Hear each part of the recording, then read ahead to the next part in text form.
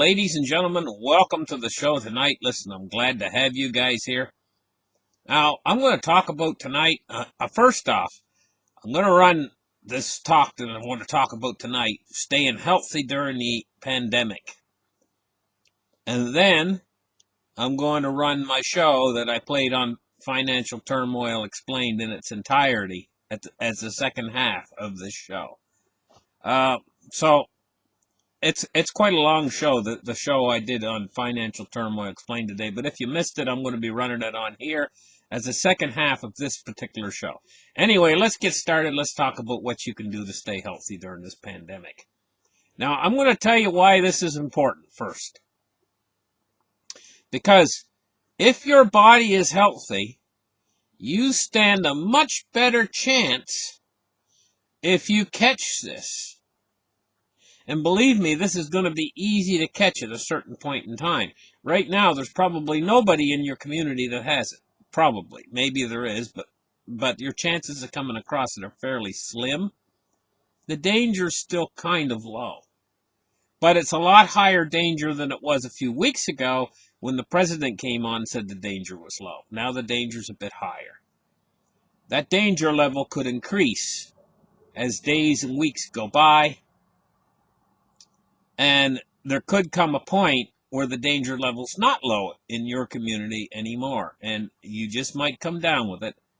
And you want to have your body in the healthiest state your body can be if you come down with this.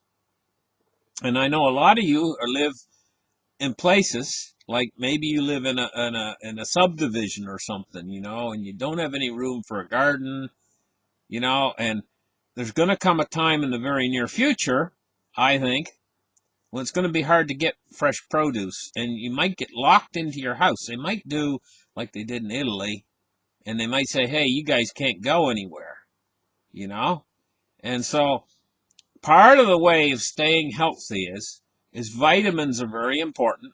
I'm going to talk about those and what vitamins you probably should be taking. And the second thing that's very important is fresh fruit and vegetables. Fresh fruit and vegetables. Now, if you do not get enough fresh fruit and vegetables, if all you're eating is food out of a can, or all you have is your bags of rice that I told you guys to get and stuff, and your bottled water and canned food and stuff like that, if that's all you have, it'll keep you alive. But there is a disease you can get from just eating that and not eating anything that's no living organ or nothing that's alive. Like if you just eat, say you just eat canned food, nothing else, or you just eat your white rice or whatever, yes, you'll subsist on that, but your body won't be healthy. You need more than that to keep your body healthy, and it might be impossible if everyone is on lockdown. It might be almost impossible to get fresh fruit and vegetables. So what do? That's what I'm going to talk about tonight. I'm going to tell you an opportunity that an awful lot of people miss. Even if you've got a small apartment, and you don't have, maybe you don't even have a balcony. Maybe you live out in the country and you do have a little backyard or something, or someplace you can grow a garden or whatever. There's an awful lot of problems with gardens. Plus, you got to realize in a situation like this, you might have the neighbors hopping over the fence and pulling your spinach and pulling your rhubarbs or whatever you got growing, and hopping back over the fence again for their own. And then there's animals to consider, birds. If you're raising like something like any kind of berries or anything like that, the birds lead them all up before you can. This world is a savage place. Really, it's a very hostile planet to live on. We've created a society that supports us. But if that society that supports us breaks down, then you might be on your own. So here's what I'm going to talk about. Something that might be overlooked.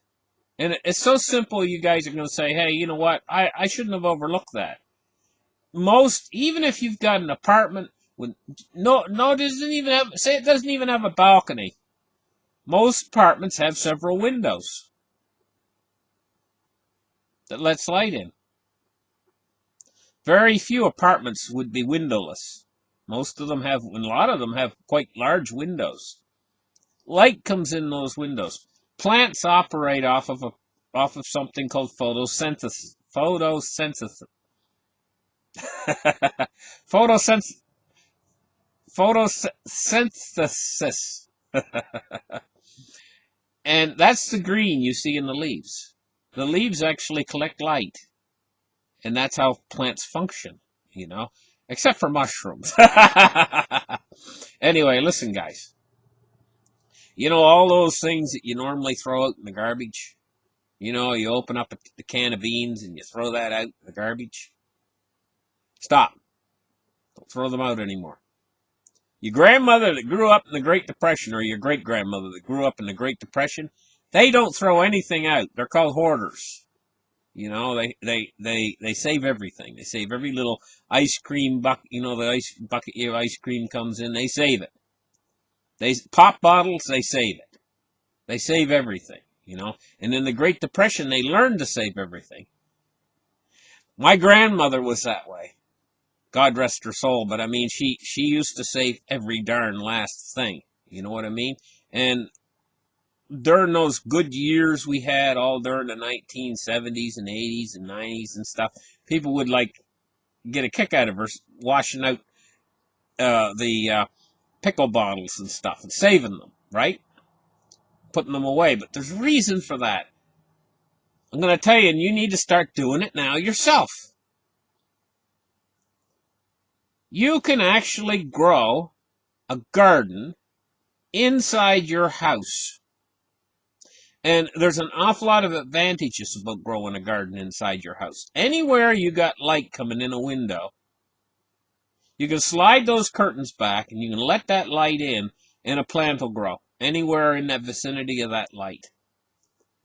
And all those things that you've been throwing away, like the cans of tomato you have your spaghetti and your canned tomatoes comes in a fair good sized can. You've been tossing it in the garbage. You can punch a bunch of holes in the bottom of the can. And you put some earth in there.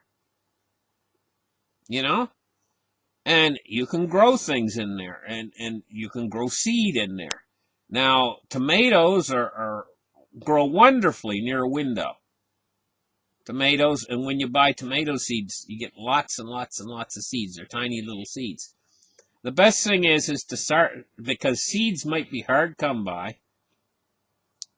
Quite seriously. Now, up till now, I mean, we could get all the seeds we want. You just buy seeds. No problem. Buy seeds. But, if you got a packet of tomato seeds, they might be hard to come by, but there's a lot of seeds in that tomato packet. And, normally the way we've done it over the years is, you create a garden outside and you put a little row, and maybe you're going to plant tomatoes, you might put a little row in your garden, and you just pour those seeds in there willy-nilly, and a whole bunch of tomato plants come up. Or you do the same with carrots, and all these little carrots sprout. And because you're actually wasting the seeds that way. And then you pull out the carrots that are too close in between. That's the way we did it, because seeds were cheap, 10 cents a packet or whatever. I remember when they were 10 cents a packet. You used to get a big packet full of seeds for 10 cents. And and you used to go and spend a few bucks, and you buy a whole big box full of seeds. And they weren't no big deal to waste a few, if you're planting a garden. We're not in those times anymore. Now, if you've got a packet of tomato seeds, that's gold. You don't waste those seeds. Very careful with each seed. Now, I'll tell you how you do it. What you do is you take your tomato seeds and very carefully, and you number each one you got, because they're gold now. They're gold. You take each one of those seeds and you put them into maybe a cup full of water there, and you leave them soak for maybe a few hours, And then you take them very carefully out, maybe putting each seed on the tip of your finger, and you lay them very carefully on some wet, moist towel, paper towel. You moisten up some paper towel, and then you fold that towel up around the seeds very gingerly, each seed. And each seed's counted. You know how many seeds are there. Say you're doing 6 seeds, and you put each seed in there, in between the moist paper towel, and you fold the paper towel over them, and then you put it inside a little box or something, but make sure there's a little bit of airflow. Maybe you got a little tiny cardboard box you didn't throw away from something you got from Amazon, you know. That's a perfect place to put your seeds.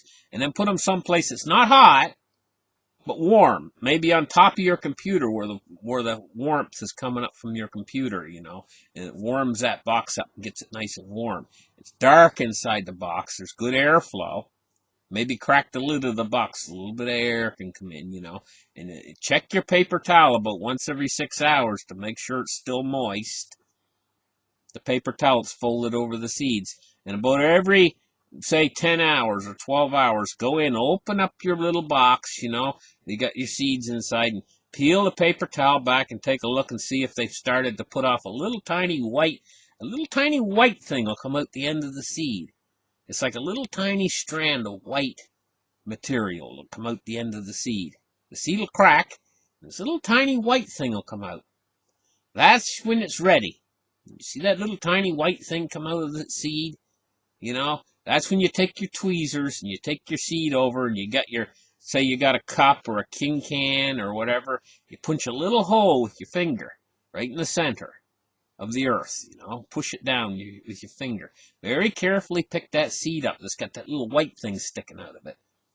That's a little tiny white root sticking out of the seed. Very carefully drop it into the hole that you created with your finger, and the hole should be about 1/4 of an inch deep, maybe this deep, the hole, right? And then you very carefully drop the seed in. You try to drop it in so that that little tiny white root thing is facing down. Okay? And very carefully with your finger, you gently push the earth over top of it. Right? Give it a little bit of water, and then you sit it on your windowsill. Now, you wait about 48 hours, and you'll see it sprout. A little sprout will come up. You got it. That's a plant. Okay? Now, I know a lot of you guys have done all this before. You're saying, well, I'm telling you guys for the newbies out there, maybe never planted before in their life. I'm explaining it in detail, how you do it, and how you're careful with your seeds so that you don't waste any seeds. Now, you don't even waste one seed doing it this way, and you'll get a very high germination rate doing it this way, you know? And then what you do is, you put that on the windowsill and it'll sprout. You carefully watch your sprouts as they're growing, because when they're in that small container, Dixie cups are perfect for this. An old egg carton, those little round things on the egg carton, for seeds like tomatoes, that's really good to start them off, you know. And so you get them going, and they're all sprouted, and you try to use containers that have a smaller bottom than the size of the top. So tin cans are okay, but a container like a Dixie cup or like one of those little styrofoam cups are actually better, you know, because they have a smaller bottom than the top. And after the plant gets about, probably yay high, gets about maybe 2 or 3 inches high, your plant, then what you do is it's ready for transplanting. You take a bigger container, you put earth in it, and you put earth in it about halfway up, a little bit higher than halfway up.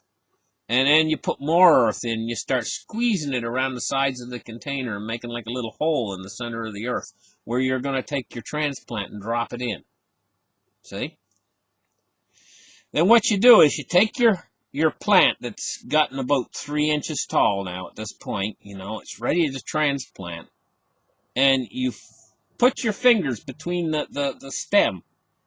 Put your fingers across the stem like that to hold it so it doesn't hurt it. And you flip it upside down, and you give it a little shake or a little tap on the bottom, and it'll come out, and it'll be in your fingers, and the plant will be hanging upside down, and you'll see the roots all there. And the roots will be all like white looking and all in there by that time, you know, they're all in there. Don't disturb that. That's called your root ball. What you do is, you examine that root ball very carefully to make sure all the roots look white. If any of the roots have turned brown, right, it means you've watered it too much. It means you've overwatered your plant. And they will turn brown too if you didn't have any holes in the bottom of your container. You always put a hole in the bottom of your container so the water can leak out, so it doesn't get overwatered, it doesn't saturate the roots too much. So you inspect the roots while the plant's hanging upside down while you're transplanting it. You got your glasses on like me. You take a good look at those roots, right? And you make sure they're all nice and white looking. If they're white, they're good. Don't touch them. Don't break them apart. Don't hurt them. The earth will all be held together with those roots. That's called a root ball. And what you do is then you take, and you've got the hole already made in the new size, bigger pot that's just the size to fit that root ball down in. So you kind of flip it around with your finger, careful not to break the plant, very carefully flip it around with your finger and kind of drop it in there very carefully. And then you push down around it very lightly, and you kind of seed it into its new hole, its new home, in a little bit bigger container. And you keep doing that until you get it up to the full-size container of about maybe a 2-liter size container. So you want to save those 2-liter size containers. And you can put them all around your windowsills, everywhere inside your house. Now I'm going to talk about what you should be growing for good health. You should be growing tomatoes, peppers. Peppers are wonderful. They're absolutely loaded with vitamin C. Don't get the real hot peppers. Get the peppers that are normal. You don't want to burn your intestines all out, when you're doing this stuff, But anyway, you can grow peppers around your windowsills. You can grow tomatoes around your windowsills. Those are good. Now, carrots. You can actually go grow carrots and around your windowsills. When you're growing carrots, leave them in the soil extra long. And those tops and the carrot tops, eat them raw. You can crunch them up. You can eat those carrot tops, But don't eat too many, because you give yourself a stomach ache. And when you eat them, don't clip too many off where you destroy the plant. Like, you don't want to cut them all off. You just want to take one here or one there, off of each plant. Like, you leave about, if there's 8 of them sticking out of the top of the carrot plant, those green carrot tops, leave about 7 of them, or 6 of them, because that's the plant getting light and nourishment. You don't want to kill the plant. Now, onions are good too. They grow a green top that's coming up. You can eat those onion tops too. If you start putting that into your diet, things like the green onion tops, green carrot tops, things like peppers, raw peppers, crunch them up raw, or you can cook them, slice them up and cook them, with your onions and stuff like that. And if you start adding that to your white rice and to your beans and stuff like that, then your diet will start to stabilize and become more, it's a better diet for you, actually. You know what I mean? Now I'm going to talk about vitamins. If you're only eating your white rice and your beans and cans of beans and stuff like that, you can get a disease called scurvy. Quite seriously. And it can set in quite quickly if you're not getting any fresh greens, no fresh vegetables, no fresh nothing. If everything you're eating is out of a can, you can get a disease called scurvy. And how you know if you're getting scurvy is, you go into the bathroom, you brush your teeth, and if a whole bunch of blood's coming out of your gums, it means you're starting to head in that direction. And if all you've been eating is things like white bread, beans out of a can, things like that, then you're starting to go into that direction toward. Now, the cure for vitamin C is the cure for scurvy. So before this crisis hits, you should put away several bottles of chewable vitamin C tablets. One 500 milligram chewable vitamin C tablet a day will keep you from getting scurvy. Okay? Now, the next vitamin you should be taking to reduce the effects of COVID-19 is, the next vitamin you should be taking is, that I would recommend, is a vitamin called D3. Okay, you should read the directions on the bottle, and I think a lot of the bottles of vitamin D3 are 1,000 international units, which is probably a good daily dose, but read the directions on the bottle and follow the directions on the bottle, but you should be taking vitamin D3. Another vitamin you should be taking in this kind of a pandemic crisis is a vitamin called B12. You should have a bottle of B12. And the next thing you should be taking is something called cod liver oil. You can buy it in a caplet form, or you can buy it in a liquid form. Now, I got it in the liquid form, and every 48 hours, I take a tablespoon of cod liver oil, and that's full of vitamin A and vitamin D, cod liver oil. And keep your cod liver oil in a drawer maybe, or in a cupboard of your house, in a cool, dry place, your bottle of cod liver oil. And a bottle will last you a long time, I buy a bottle at Walmart. It's like a pint-sized bottle, and I take it one tablespoon every 48 hours. These are things that's going to help your immune system stay strong during this outbreak, and it's very important that your immune system stays strong, and it's important for your country. Whether you live in Canada or the United States, it's important for your country, because the less people that are going to get seriously ill with this, and their immune system stays strong, the less of a burden it's going to be on the hospital system. And not only that, think about yourself and your family, So that's some basics. So you're not completely helpless, You can't throw up your hands and say, okay, I can't do anything. I'm just going to sit here and not get any fresh fruit and vegetables during this crisis. Grow them indoors. You can do this. Those old Pepsi bottles and stuff, that Pepsi you've been drinking, that's not good for you anyway. And each one of those old Pepsi bottles can grow a tomato plant. And you can eat those tomatoes. And raw. You can eat tomatoes. I know you're used to having them cooked and everything, but it's time to start learning to eat tomatoes raw. A little bit of salt on top of the tomatoes make them taste excellent. Raw. You can eat tomatoes raw, but wash them good, Give them a good washing under the tap or whatever, even if they're growing indoors, because you don't know. I mean, if you got a dog in the house, and that's another thing too. If you got dogs and cats, you got to be careful they don't ruin your plants. A cat will inevitably jump up on the windowsill and knock your plants on the floor, and your plant will fall on the floor, it'll fall out, and the roots will all get exposed and everything else, and it'll ruin the plant. You got to be careful of that if you got cats inside the house, growing inside, Cats are particularly bad for that. Dogs aren't as bad for knocking things down on windowsills. Cats love to get up on windowsills. And, I love cats. I'm a cat and dog lover.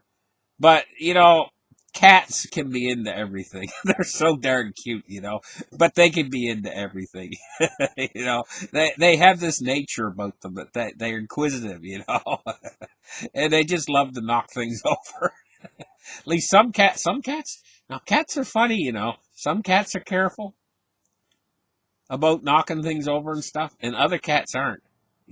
Some cats are downright bad. They'll knock it over on purpose. They'll look over at you, and they'll have their paw right on the side of it, and then they'll be looking right at you while they shove it off the edge, just for the heck of it. Depends on the cat, Some cats are good, some cats are bad. They can have their nature, Anyway, thank you guys for listening. And without further ado, here comes the show I did today on Financial Turmoil Explained. Bye-bye, guys, and you guys have a great night. And watch the show, or don't watch the show. It's up to you. Or you can watch it on my other channel, but it's a repeat of the show. But I wanted to add this to it, Thank you guys for listening. Bye-bye, and have a nice night. Bye. Hello, ladies and gentlemen. Welcome to the show. Today is Wednesday, the 11th of March, 2020, and I'm glad to have you guys here. Now, here's what I want to talk about. Right now, as I'm speaking, the financial system is beginning to collapse. And isn't it any wonder? In 2008, actually, the financial system rolled over and collapsed, and they propped it up with cheap, easy, funny money. And what they've done is during those years from 2008, did I say 2011? I meant 2008 when it fell, the collapse of the financial system. They have tried to fix things, but using 0% interest rate policy for like 11 years, and injections of money into the system to keep it on life support. But what they did was they blew up asset bubbles everywhere, all over the earth. In real estate, I can't begin to tell you how overinflated the Hong Kong real estate market is. It's off the scale. The Canadian real estate market here in Canada is completely overinflated. Same thing in the United States. They inflated these asset bubbles. Real estate's one of the biggest bubbles that asset bubbles that they inflated. But they inflated others, like in fine art. They didn't, it's funny, they didn't inflate asset bubbles. In fact, they kept the price suppressed to gold and silver. So what we're facing right now is the world's financial system is built on a house of cards because of these asset bubbles that they blew up all over the world. It's called the everything bubble now. 30 years of credit expansion. We've built a system on credit. And basically right now the credit is starting to implode. And what has popped this bubble like a pin is this virus. But now I want to talk about the virus just for a minute or two. This virus isn't like your ordinary virus like the flu or something. I'll use an illustration. How many of you out there have a wood stove or have seen a wood stove or at least used a wood stove at least once in your life? Why don't they use paper inside a wood stove? I mean, paper burns nice and hot, and you fill the wood stove up with paper. It's easy to light. It lights really easy, and it's hard to get a wood stove lit. Any of you guys out there, some of you guys is not experienced with wood stoves, that it takes a little bit of know-how to get a wood stove, get the wood burning. But paper's easy to light. So why don't they use paper in a wood stove to heat their house? Well, the reason why is you light the paper inside your wood stove, and 30 seconds later, the wood stove's empty and it's out. The paper burns all up. Gone.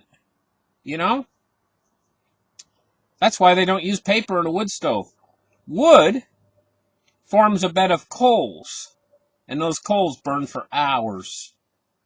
That's why they use wood.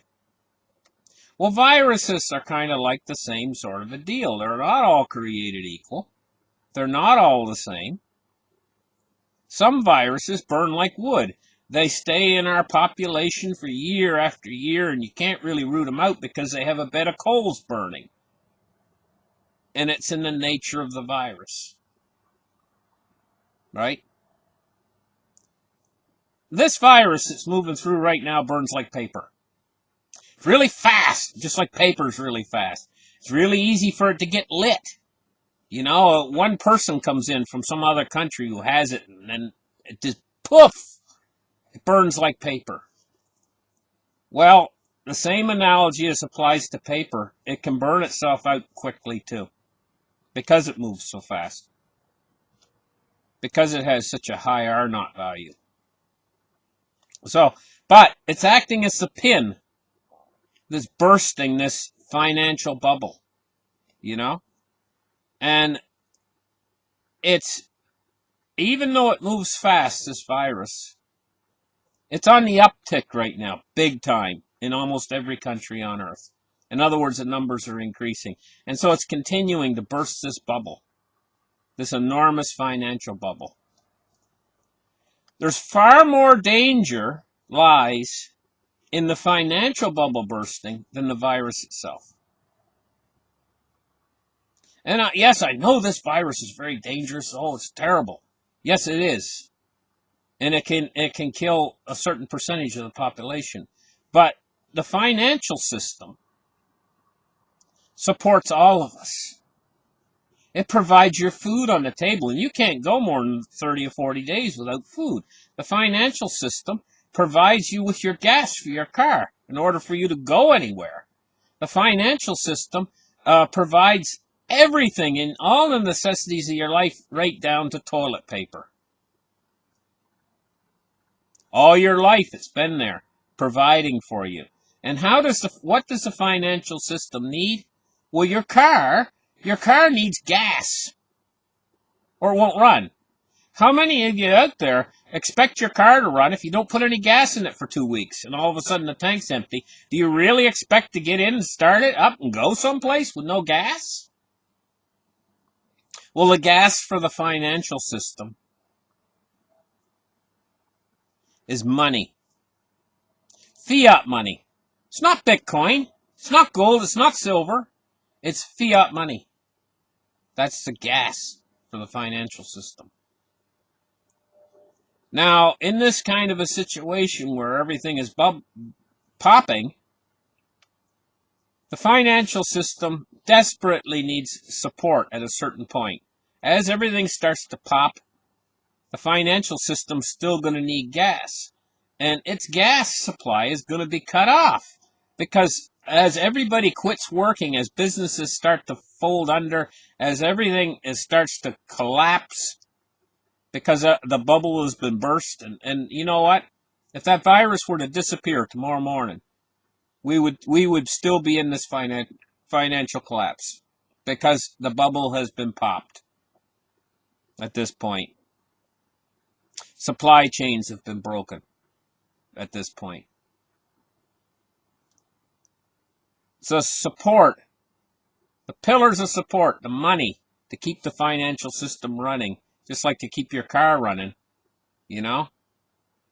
has to be continued supply. If they take the route to withdraw financial support from the financial system, well, the financial system will completely go flat at this point, and there won't be any financial system. There won't be any businesses open. There won't be anything open. Everything will close, and a few days later or months later, humanity will be in one bigger crisis than it ever has been in before, a bigger crisis than any flu.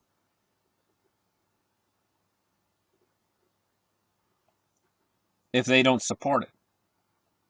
So what does this mean, them supporting it? Well, they've already started moving in the right direction. The governments. Here in Canada, they're going to provide support packages of some sort or another. Support on an individual basis, support for businesses, support for that are finding difficulty because of the virus, and so on. And they're doing the same sort of thing in the United States of America. This is good. This is helping to keep us going through this crisis, to move forward into this crisis. The crisis is unavoidable. We're going to head there. We're heading there right now. But how bad is it going to get depends on how much support the system receives. So what they need to do is they've already started moving in the right direction, supporting the system. They have to focus their attention now, at this point, on certain aspects of the system. The ones who are supporting the system within government have to focus their attention on certain aspects within the system, now at this point, to mitigate the disaster. Not to make the disaster go away, it's going to be a disaster, but to mitigate it so that the system doesn't completely fall apart. There's a core part of the system, a central part of the system, just like your body has a central nervous system, a core part. Like if you're freezing, you snuggle your arms and legs up as tight as you can to the core of your body, and your body will protect the core. That's why your toes will freeze first, because they're the furthest away from the core. The body will protect the core. And the financial system's the same way. It has a core part of the system that provides for us. See, it's one thing to go to Walmart and find that they're out of something on the shelves, like say they're out of air compressors, or they're out of generators. Okay, they come from China or whatever. That's one thing. But you go to the food aisle and there's still food there. They might be out of certain types of food. Might be out of toilet paper. They might be out of bottled water or whatever. But there's still certain types of food you can still buy. That's one thing. That would be what a system would look like if they offer support to the system. But if you go to Walmart and all the windows are smashed and there's nothing left in the store and all the aisles are trampled and it's dark inside there and there's savages roaming around, and everything has been crushed and destroyed, that's what the system looks like if they don't provide support. It's a crushed, destroyed system. Then you get no food anywhere. That's what the system looks like if they do not provide support and carry us through this situation from the beginning of this virus, which is where we're at right now, is actually at the beginning. Carry us through until the end. Carry us like you carry a baby in a baby carriage. You protect it. If you're carrying, like they got these little baskets, say you're carrying a baby in a basket or carrying a baby in a cradle of some sort or another. Carry him past the danger and then to the other side. That's what they need to do. They need to use finance to carry us through this entire situation. And they need to have the attitude that Mario Draghi had when he said, whatever it takes. Yes, it might destroy the fiat currencies.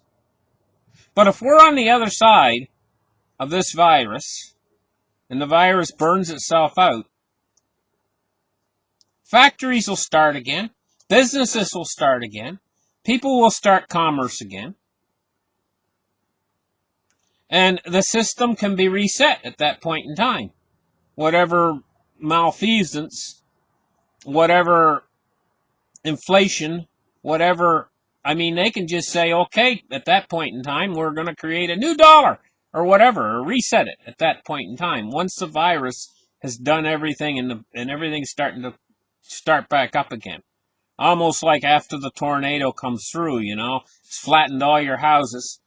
People's come and looked. They've been gutted seeing their house all destroyed, and then they go away for a week or two, and when they come back, they're coming back with intent of rebuilding. At first, they're gutted by the reaction of what they see, and then they come back with the intent of rebuilding. And that's the same way in this situation. Society will rebuild itself, but you need to carry through, you need to offer that support through the hard part. And the hard part's what we're just getting ready to start to go through. Look, the market this morning has fell off nearly 1,200 points. Right now, at time of speaking, it's down 1,188.26, 4.75% down today alone. You think this is going to stop? Yes, it will stop. It will stop after this virus has burned itself out and caused all the trouble it's going to cause. And I have no doubt in my mind that there's going to come a period in the future where this virus won't be affecting us the way it is now. Right now, it's on the uptick. It's spreading. It's undeniable. Around the world. Spreading. So we're on the front side of this. We need support to get us through to the back side of this. And what's it going to look like? It's not going to be pretty. Even if the government supports everyone, it's not going to be pretty. Because what's going to happen is, on one side, we're going to have the government printing money like crazy to try to support everything. And that's great. That's what they should do. Okay?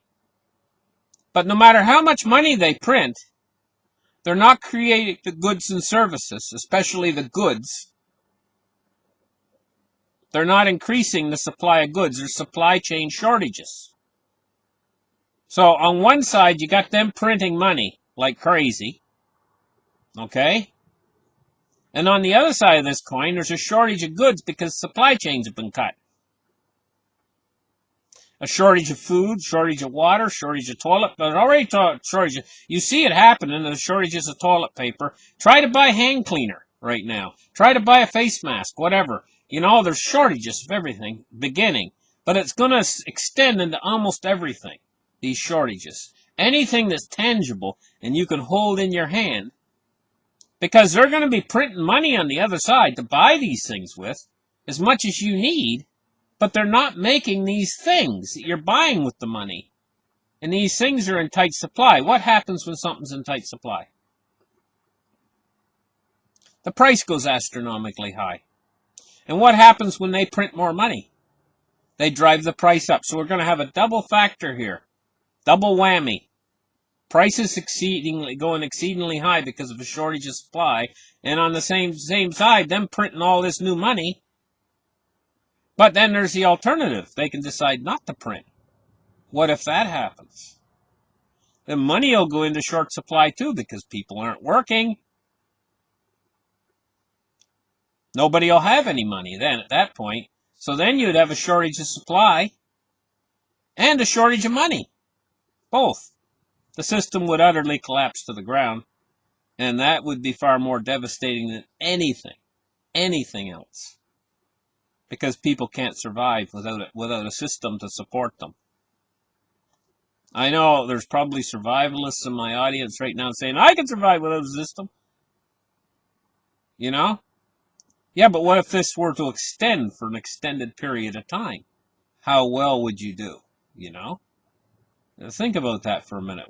I know you got probably some of the survivalists have tremendous food supplies put away, but it would be a tricky, very tricky situation. You don't want to go there unless you're forced to go there because it'd be a tricky situation, even for the best survivalist. It would create circumstances that you cannot foresee that would come up that you would be like, catch you off guard. Like, I can't tell you exactly what them circumstances are, but even if you're the best diehard survivalist, and say you're out there and you're plowing your field with a horse, and all of a sudden your plow breaks. You didn't see that one coming, and you don't have a second plow. You know, things like that. The way the system is right now, the system provides support. You break your plow, you go and get it fixed. Or you go and buy the part you need. You know? But if the system's down, then all of a sudden you can't, your plow's broke, you can't even plow. Or what about if your seeds go bad? I'm talking die-hard, next levels of survivalists. You know? The system supports all of us. And we can't let it go down because if it goes down completely flat, it's like Humpty Dumpty falling off the wall. Humpty Dumpty was an egg. Fell off the wall. He smattered into a million little pieces. It says all the king's horses and all the king's men could not put Humpty Dumpty back together again because there's so many tiny little fragments. The system has been established over thousands of years, and it's like Humpty Dumpty. It works. It functions to a certain degree. Okay, maybe it's corrupt. Maybe there's corruption all the way through it. But it functions. It provides for us. And it's what we have. And it's something that's been slowly established over thousands of years. And it's very fragile. If it smashes all the little pieces and there's nothing left of it, then who can put it back together again? But if they decide to hold the system together by using an open pocketbook, they can hold the system together. Maybe it'll be a government-managed system because it's all government supported with all government money, but it's a system. So it's different so there's a certain amount of structure still there. Even if the system's not running on all four pistons, even if it's only running on 2 cylinders, still there would be some food at the grocery store, and the grocery store would likely still be open. Even if there's only half the food there is in there it is now, and even if the price is exorbitantly high, still, it's still there. Still, there is a certain structure there to the system. There's still police out there, and there's to protect your home. There's still electricity. Maybe it only comes on once a day for 2 hours, but it's still there. This is a system that is being supported. But what happens if you completely withdraw that support? System falls and collapses into nothingness. And then who can put it back together again? These are all things to think about, because we're facing one enormous crisis, and it's growing. It's growing by the day, and the effect is growing by the day. And we're starting to see it reflected in the markets. And I mean, you guys been watching the markets, you know that this is starting to get out of control rapidly. So I'm not even doing the market report this morning. I'm just sitting here watching these markets, and it's all starting to go haywire. So whatever contingency plans the government has, they better start sitting around their table and start thumping their fist on the table and start talking and chewing this over and deciding what they're going to do. And fast. They better start making plans. And their plans should be, and they have started moving in the right direction, but should be unlimited support for the system, to hold the system together through this time of trouble, which probably won't last all that long. But the support should be unlimited. Thanks for listening, guys. Give me a thumbs up, and we'll catch you guys in the next show. Bye-bye.